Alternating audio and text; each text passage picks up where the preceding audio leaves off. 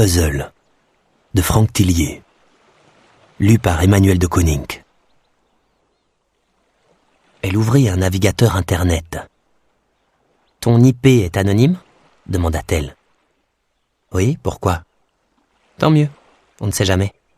Fini le temps où je laissais traîner mon adresse IP partout. » Elle tapa une adresse. Ses doigts couraient à une vitesse hallucinante sur le clavier. Un site web s'afficha. « Voici le site officiel du zoo d'Anvers, » dit Chloé. « Je te fais l'impasse sur la façon dont je suis arrivé jusque-là.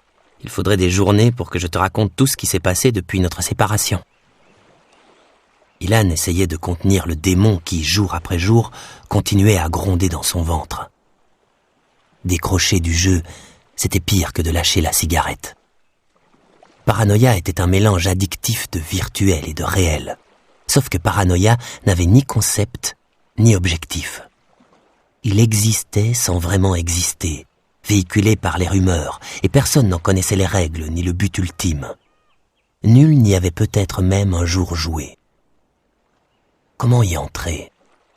Comment en sortir? Pas de réponse. Seule promesse, un jour, quand le moment serait venu, le jeu serait là, et il y aurait un gain de 300 000 € pour celui qui oserait affronter ses plus grandes peurs. Aussi, Ilan se contenta-t-il d'observer calmement la démonstration, tout en lorgnant le visage de Chloé. Ce moment où elle revenait, il l'avait sans doute rêvé des dizaines de fois.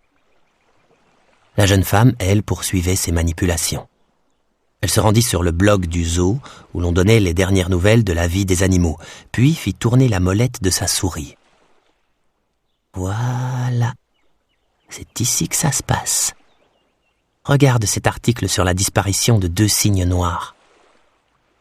Ilan lut le billet à voix basse. A priori, les 2 cygnes noirs avaient disparu du jour au lendemain, sans laisser la moindre trace, et sans que personne s'aperçoive de quoi que ce soit. Très bien, concéda-t-il. 2 cygnes noirs, c'est l'emblème de Paranoia. Et alors? Il s'agit d'une coïncidence, rien de plus. Le truc, c'est qu'il n'y a pas de cygne noir au zoo d'Anvers, j'ai vérifié. Il n'y en a jamais eu. Piqué au vif, Ilan posa sa tasse devant lui et revint vers l'écran. Chloé avait à l'évidence trouvé un terrier. Une porte dérobée sur un site internet complice qui permettait d'entrer à nouveau dans les strates invisibles du jeu.